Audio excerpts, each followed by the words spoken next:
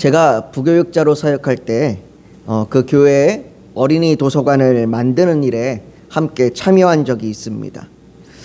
작은 도서관을 만드는데도 이것저것 신경을 써야 할 일이 참 많았습니다. 그런데 그 중에서도 도서관에 들어온 책을 분류하고 비치하는데 많은 시간이 들었습니다. 책을 어떤 카테고리로 분류해서 비치하는 것이 좋을 것인지에 대해 논의하고 또 그것을 책에 일일이 라벨로 표시를 하고 데이터로 저장하는 작업을 한 권 한 권마다 반복해야 했습니다.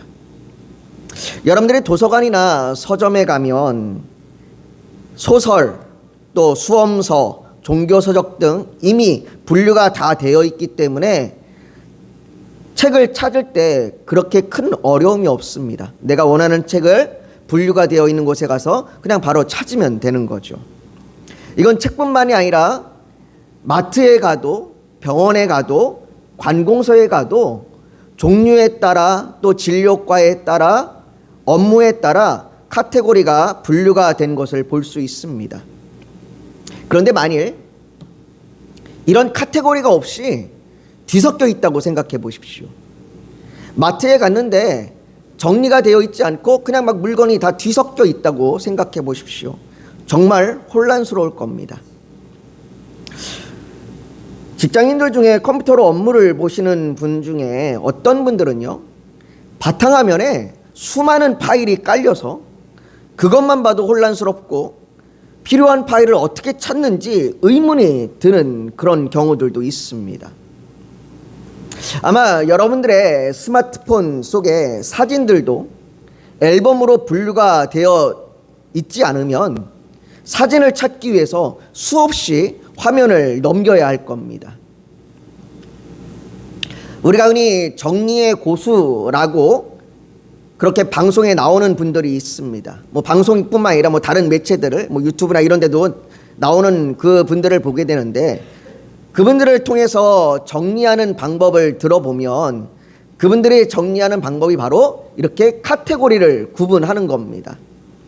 필요한 것과 필요하지 않은 것, 자주 쓰는 것과 가끔 쓰는 것, 이렇게 카테고리를 나눠서 따로따로 분류하여 정리하는 것이 그 정리 고수들의 방법입니다.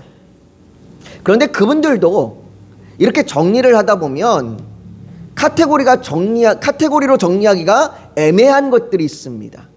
도대체 이걸 어디에 넣어야 이것을 정리하기가 쉬울까? 그렇게 애매한 것들이 있습니다. 그런 경우가 발생하면 이 정리의 고수분들은 그런 경우 일단 임시로 한 바구니에 다 집어넣는답니다. 임시로 한 바구니에 다 집어넣고 시간을 두고 정말로 이게 필요한 건지 안 필요한 건지 언제 쓰는 건지를 지켜본답니다. 그렇게 해서 결국 이것이 필요 없게 되면 그때 가서 이제 처분을 하게 되는 거죠. 오늘 우리가 읽은 성경의 본문이 마치 그렇게 한 바구니에 다 집어넣은 것 같은 율법의 목록들 같습니다.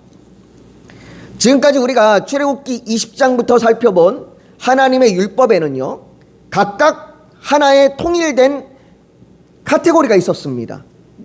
제단에 관한 법, 종에 관한 법, 사형과 폭력에 관한 법, 그리고 배상에 관한 법, 이런 식으로 뭔가 이렇게 하나의 주제로 나누어져 있었습니다. 그런데 오늘 우리가 살펴보는 본문에는 여러 가지 상황에 따른 판례법과 하나님의 명령이 혼합되어 있습니다. 결혼, 사형죄, 약자에 대한 보호, 종교적인 의식법까지 다양한 율법이 그냥 무작위로 나열되어 있는 것 같습니다. 마치 어떤 카테고리에 넣어야 할지 애매해서 그 남은 법들을 그냥 쭉 나열해 놓은 것처럼 말이죠. 그런데 또 자세히 보면 카테고리에 분류하기에 애매한 것들이 있는 게 아닙니다. 이미 앞에서 보았던 카테고리에 들어갈 수 있는 내용, 사형에 관한 건지 사형에 관한 것과 같은 거는 이미 앞에서 분류된 곳에 충분히 들어갈 수 있는 내용들도 이곳에 따로 두고 있는 것도 있습니다. 여러분, 하나님께서는 질서의 하나님이십니다.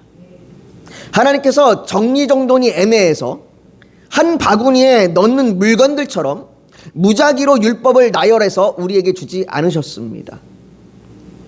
그렇다면 오늘 본문에 다양하게 열거된 이 율법 목록을 우리 하나님께서는 어떤 카테고리에 담으신 걸까요? 우리의 눈으로 볼 때는 무작위인 것 같은, 그냥 막 아무거나 나열되어 있는 것 같은 이것을 하나님께서 대체 어떻게 질서 정연하게 정리하여 우리에게 담아서 주시는 걸까요?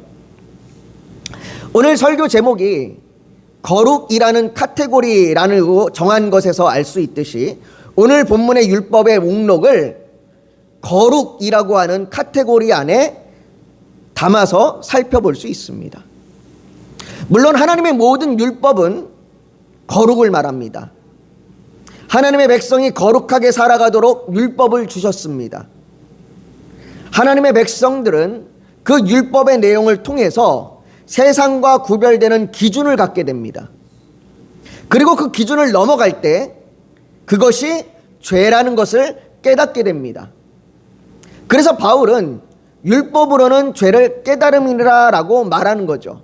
하나의 가이드라인을 정해주는 겁니다. 선을 정해주신 겁니다. 이 가이드라인을 넘어가면 죄요, 이것이 지켜지면 하나님의 뜻대로 사는 것을 우리는 알 수 있는 선이 정해진 겁니다. 이것은 단지 외적인 종교 행위로 구별되는 삶을 말하는 것이 아닙니다.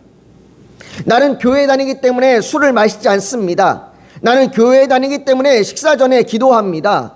나는 교회 다니기 때문에 주일이면 교회에 갑니다. 이런 종교적인 행동을 거룩이라고 말하지 않습니다. 만일 이것을 거룩이라고 말한다면 율법주의를 말하는 바리새인들이 제일 거룩할 겁니다.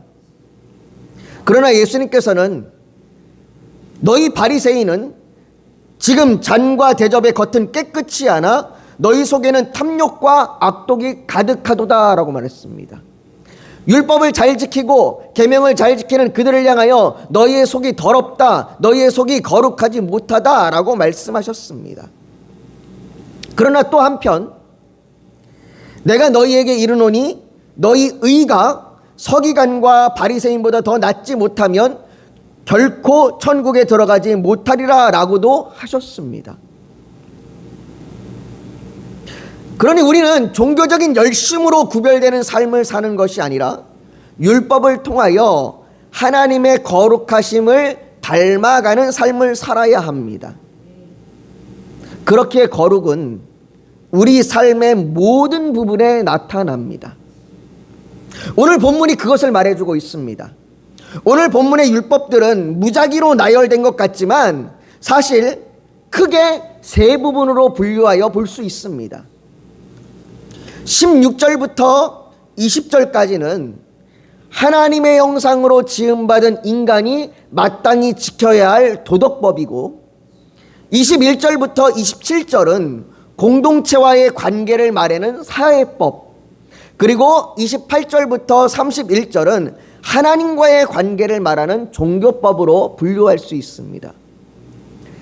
즉 하나님께서는 도덕적인 부분, 사회적인 부분, 종교적인 부분을 다 언급하시면서 이 모든 우리의 삶의 부분에서 거룩함으로 살아가야 한다라고 말씀하시는 겁니다.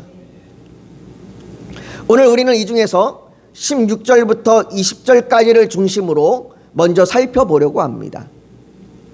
오늘 본문의 도덕법은 하나님의 형상을 파괴하는 세상 유혹에 대하여 거룩함을 지키라고 말합니다. 그래서 16절에 사람이 약혼하지 아니한 처녀를 꿰어 동침하였으면 납폐금을 주고 아내로 삼을 것이요 라고 말하는 것입니다. 이 말씀에 오늘날의 문화는요, 고리타분한 것이라고 말합니다.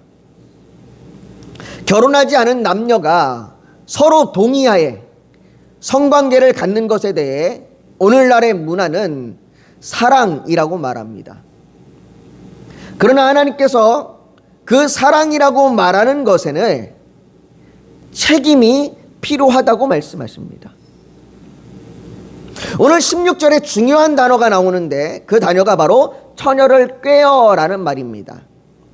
다른 말로는 유혹하다, 강하게 설득하다라는 말입니다. 이건 마치 에덴 동산에서 뱀이 하와를 유혹한 것 같습니다.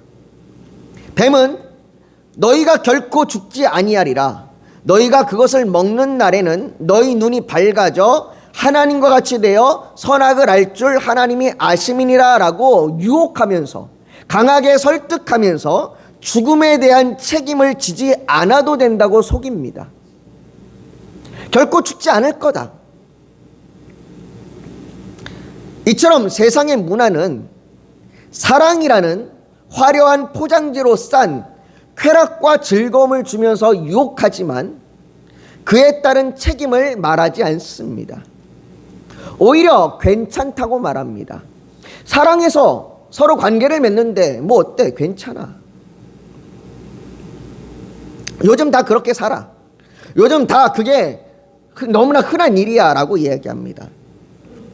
그러나 하나님께서는 하나님의 형상으로 사람을 지으시면서 남자가 부모를 떠나 그의 아내와 합하여 둘이 한 몸을 이룰지로다 라고 사랑과 책임이라는 거룩한 남녀관계에 대하여 말씀하십니다.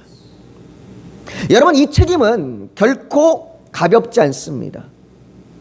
오늘 본문에 만일 그런 일이 발생하면 납폐금을 주라고 말씀하십니다. 납폐금을 주고 아내로 삼으라고 말합니다. 신명기에는 이 납폐금을 은 50세겔을 지불하라고 말하는데, 이 은 50세겔은 한 노동자가 4년에서 5년 정도의 일을 한 그 임금에 해당하는 금액입니다.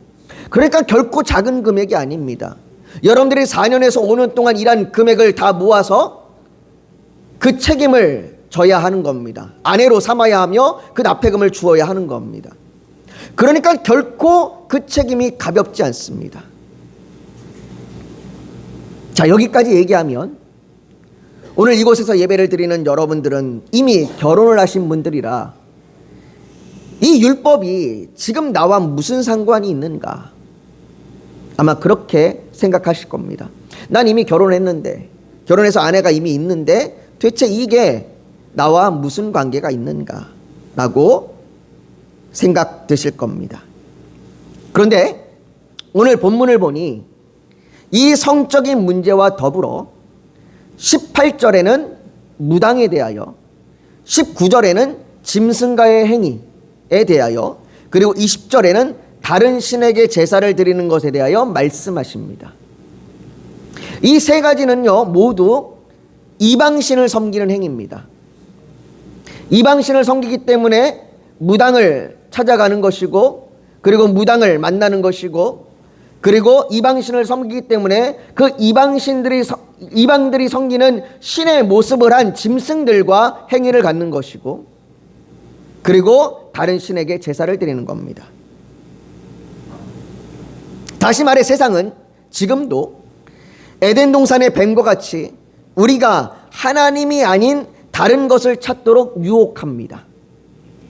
여러분, 왜 하나님을 섬기는 이스라엘 백성들이 가나안의 우상을 숭배합니까?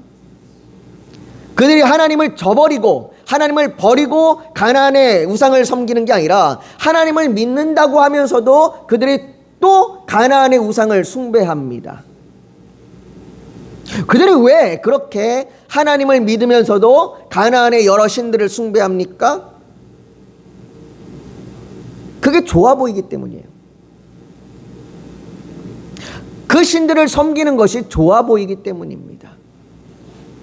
거대한 신상과 화려한 제단으로 포장되어 지금 당장 삶의 즐거움을 가져다 줄 것이라고 유혹에 빠지기 때문입니다. 지금 우리도 마찬가지입니다. 성과 돈과 권력은 우리 삶에 너무나 필요한 겁니다. 그러나 그것을 너무 크게 만들어 그것이 없으면 망할 것처럼 우리에게 여전히 유혹합니다. 하나님을 믿는 그리스도인들에게도 이런 유혹은 수없이 찾아옵니다. 그리고 그것을 하나님의 형상대로 사용해야 할 책임이 우리에게 있음에도 불구하고 세상에서는 그 책임에 대하여 말하지 않습니다. 정직하게 거룩하게 돈을 사용하라고, 권력을 사용하라고, 성을 사용하라고 우리에게 세상은 말하지 않습니다. 세상은 우리에게 책임에 대하여 말하지 않습니다. 그런데 이 책임이 납폐금으로 드린 것보다 더 크다는 것을 아셔야 합니다. 오늘 본문의 18절부터 20절에 그 책임에 대하여 말하기를 뭐라고 얘기하냐면 죽음이라고 말합니다. 무당을 살려두지 말라. 짐승과 행행하는 자는 반드시 죽일지니라. 여호와의 다른 신에게 제사를 드리는 자는 멸할지니라. 그에 대한 책임은 죽음입니다. 육적인 유혹에 빠져 범한 그 죄악에 대한 책임도 크지만 영적인 유혹에 빠져 범한 죄악은 더욱 큽니다. 그래서 C.S. 루이스라고 하는 분이 쓴 이 순전한 기독교라는 책에 이런 구절이 있습니다. 그리스도인들이 순결하지 않은 것을 최고의 악으로 여긴다면 큰 착각이다. 육체의 죄는 악하지만 다른 죄에 비하면 가장 미미하다고 할 수 있기 때문이다.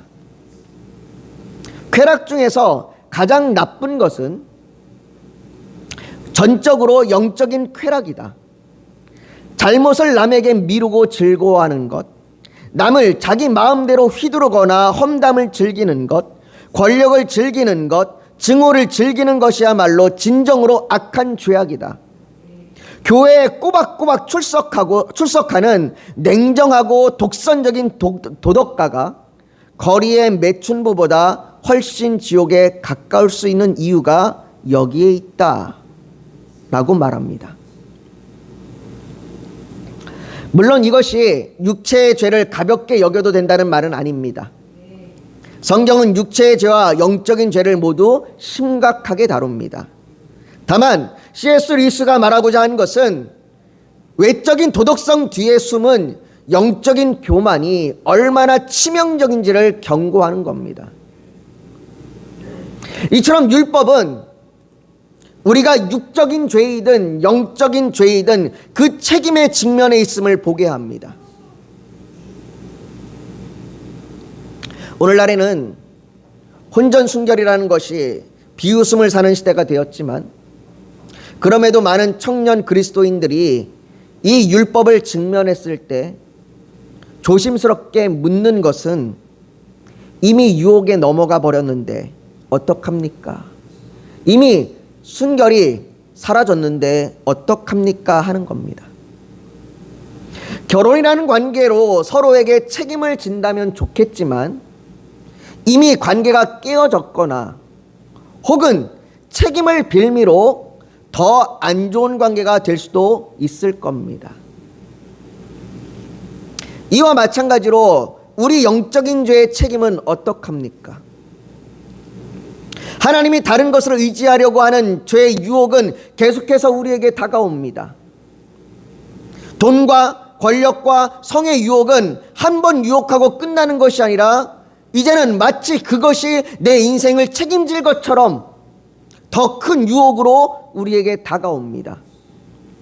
마치 귀신이 나갔다가 다시 돌아올 때에 7 귀신을 더 데리고 들어와서 그 사람의 나중 형편이 전보다 더욱 심하게 되었느니라 라고 예수님께서 이 악한 세대를 가리켜 말하듯이 말이죠. 이미 수없이 영적인 죄악 가운데 넘어지고 쓰러지고 지금도 유혹 가운데 여전히 흔들리는 우리의 모습, 우리의 죄악을 어떻게 한단 말입니까? 내 순결의 문제가 아니라 내 영적인 이 죄악을 하나님보다 다른 것을 의지하고 있는 이 나는 지금 어떻게 해야 합니까? 이에 대해 오늘 본문 17절이 우리에게 위로와 은혜의 말씀이 됩니다. 오늘 본문 17절을 우리 같이 한번 읽어볼까요? 같이 읽습니다. 시작. 만일 처녀의 아버지가 딸을 그에게 주기를 거절하면 그는 처녀에게 납폐금으로 돈을 낼지니라. 처녀가 유혹으로 넘어졌습니다. 서로 그 유혹 가운데 합의하여 관계를 맺었습니다. 다행히 서로 책임을 지는 아름다운 관계로 발전하면 좋겠지만 그를 유혹한 사람이 좋은 신랑으로 보이지 않습니다. 다윗의 아들 암놈이 이복누이 다말을 너무너무 사랑했습니다. 얼마나 사랑했든지 그 암놈이 상사병이 걸릴 정도로 사랑했습니다. 그가 그 사랑하는 그 마음 때문에 어떻게 할지 몰라서 그가 자신의 욕망을 채우고자 다말과 관계를 맺었습니다. 그런데 관계가 끝난 후에 성경은 암논이 오히려 그 이후에 다말을 미워했다고 얘기합니다.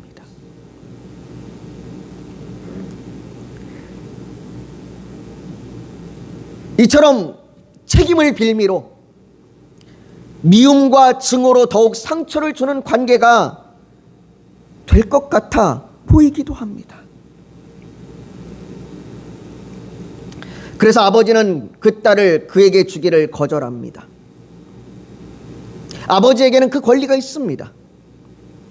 결혼하지 못한 딸은 잠시 이러쿵저러쿵 세상의 말들을 들을 겁니다. 차라리 결혼하는 것이 더 낫다고 사람들은 말할지도 모릅니다. 그러나 아버지가 원하는 것은 딸이 좋은 신랑을 만나는 겁니다. 유혹에 넘어갔다고 그냥 내몰라라 내버려 두는 것이 아니라 좋은 신랑을 만나는 것이 아버지의 바람입니다. 여러분, 우리가 육적으로 영적으로 죄의 유혹에 넘어갈 수 있습니다. 성경은 절대로 넘어가지 말라고 말하는 것이 아닙니다. 넘어갈 수 있습니다. 그리고 그 유혹 뒤에 마치 우리의 인생을 책임질 것처럼 우리에게 계속 다가오기도 합니다. 그러나 우리의 아버지 되시는 하나님은 그것이 악한 길이라는 것을 아십니다. 하나님은 우리를 절대로 빼앗기지 않습니다. 우리가 악한 세대와 같이 나중 형편이 이전보다 더욱 심하게 되는 것을 허락하지 않습니다. 요한복음 10장 28절과 29절은 말합니다. 내가 그들에게 영생을 주노니 영원히 멸망하지 아니할 것이요 또 그들을 내 손에서 빼앗을 자가 없느니라. 그들을 주신 내 아버지는 만물보다 크심에 아무도 아버지 손에서 빼앗을 수 없느니라.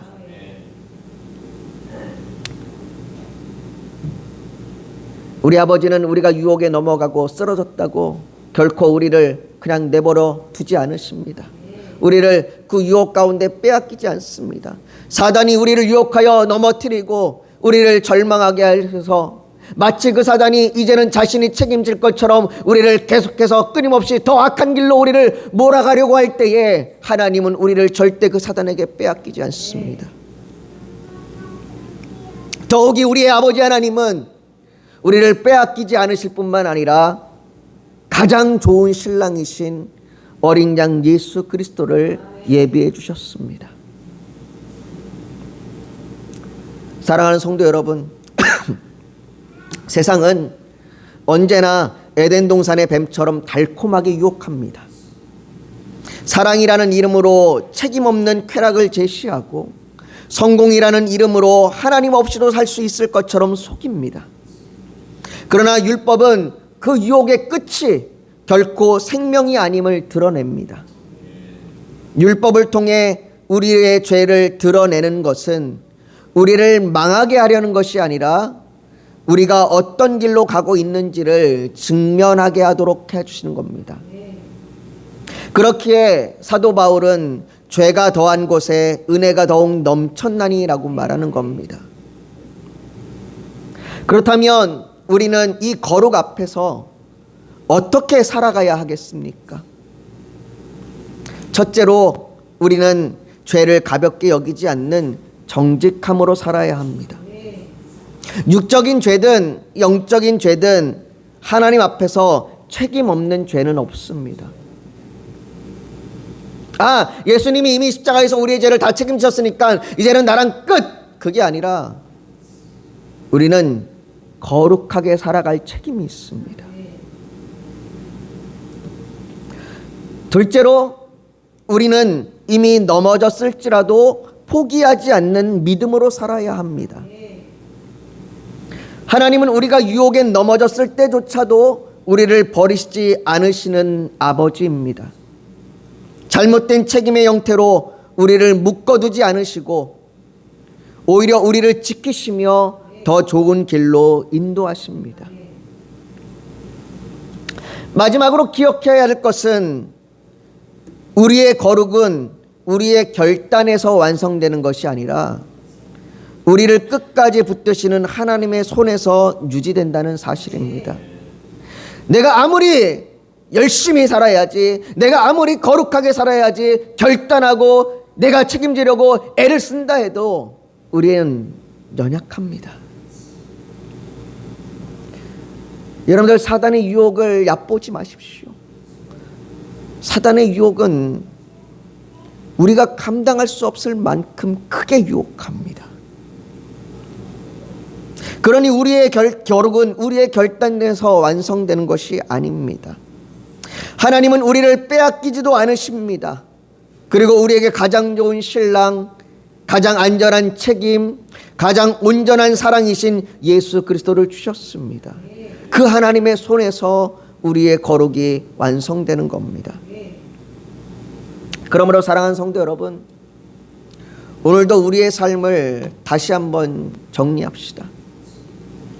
무엇을 가장 크게 만들고 있는지, 무엇이 우리의 삶을 책임질 것처럼 자리 잡고 있는지를 살펴보십시오.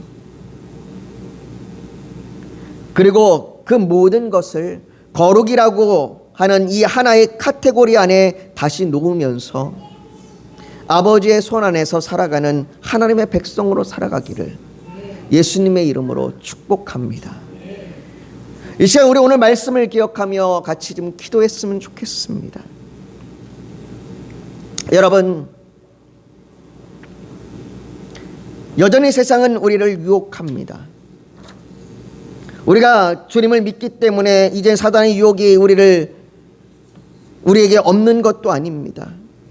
여전히 그 유혹 가운데 자신이 책임질 것처럼 그렇게 우리를 유혹하는 세상의 수많은 육적이고 영적인 죄악 가운데 우리가 직면해 있습니다. 그 앞에 우리는 결코 죄를 가볍게 여기지 말아야 합니다. 그러나 혹 넘어졌을지라도 결코 포기하지 마십시오. 하나님은 우리를 끝까지 붙드십니다. 그래서 우리가 오늘 기도할 것은, 하나님, 내 삶의 수많은 유혹 가운데 나를 붙들어 주시옵소서. 내가 거룩하게 살아갈 수 있도록 나를 붙들어 주시옵소서. 내가 혹 넘어지더라도 하나님이 나를 영원히 여전히 붙들고 계심을 믿고 나아가게 하여 주시옵소서. 우리 그렇게 주님 앞에 우리의 죄악을 고백하고 토로하며 쏟아내며 또 하나님을 의지하며 우리가 주님 앞에 간절히 기도하며 나아가기를 원합니다. 같이 기도하겠습니다. 여러분, 잠시 고개 숙여 더 묵상하기를 원합니다. 오늘 하나님 앞에, 하나님, 내가 이런 유혹 가운데 넘어졌습니다. 하나님, 내가 이런 유혹으로 넘어지며 그것들이 마치 나를 책임질 것처럼 여전히 그것을 의지하며 따라갑니다. 하나님, 이런 나의 죄악을 용서하시고 나를 주의 거룩함 가운데 있게 하여 주시옵소서. 주께서 나를 붙들어 주실 줄 믿고 주를 의지하며 살아가게 하여 주시옵소서. 그렇게 결단하는 결단이 있다면 가슴에 손을 얹어 하나님 앞에 표현하시길 원합니다. 또 오늘 예배를 드려 나오면서 기도의 제목, 소원이 있어서 주님께 맡기기를 원하신다면 손을 포개 얹기를 원합니다. 육신이 연약하면 연약한 곳에 믿음으로 손을 얹으십시오. 오늘 하나님께서 성령으로 우리 사이를 운행하시며 우리를 만지시고 치료하여 주실 줄 믿습니다. 거룩하신 아버지 하나님, 우리는 죄인입니다. 영적이고 육적인 죄 앞에, 그 수많은 유혹 앞에 우리는 너무나 많이 쓰러지고 너무나 많이 죄악 가운데 있습니다. 그리고 어쩌면 오늘도 그것들이 우리를 책임질 수 있는 것들 같이 우리가 여전히 그것을 의지하고 있을지도 모르겠습니다. 아버지 하나님, 이런 우리를 용서하여 주시옵소서. 우리의 죄악을 직면하여 보게 하여 주시고 그 죄악 가운데 하나님 그 엄청난 책임을 하나님이 우리를 향하여 대신 지셨음을 알게 하여 주시옵소서. 그 하나님이 그리고 우리를 절대로 그 유혹 가운데 빼앗기지 않기에 우리가 오늘도 주님을 의지하게 하여 주시옵소서. 우리가 포기하지 않고 주님을 붙들게 하여 주시옵소서. 아버지 하나님, 오늘도 주님을 의지합니다. 주님을 붙듭니다. 그렇게 결단하는 그 결단 가운데 하나님 우리를 붙들어 주시옵시고 우리를 위로하여 주시옵소서. 또한 아버지 하나님, 우리의 마음의 소원에 간구가 있습니다. 하나님, 누구도 의지할 수 없고 누구에게 도움을 청할 수 없고 캄캄하고 암울한 이 처지와 형편 가운데 주님 앞에 도움을 구합니다. 아버지 하나님, 수많은 병자들과 아픈 자들이 주님 도와주시옵소서라고 구했던 것처럼 아버지, 우리가 주님 앞에 주님 도와주소서라고 구합니다. 아버지, 우리의 기도를 들어주시고 우리를 도와주시옵소서. 또한 아버지 하나님, 우리의 병든 육체를 치료하여 주시옵시고 회복되게 하여 주시옵소서. 모든 것 주 앞에 올려드리며 예수님의 이름으로 기도하옵나이다. 아멘.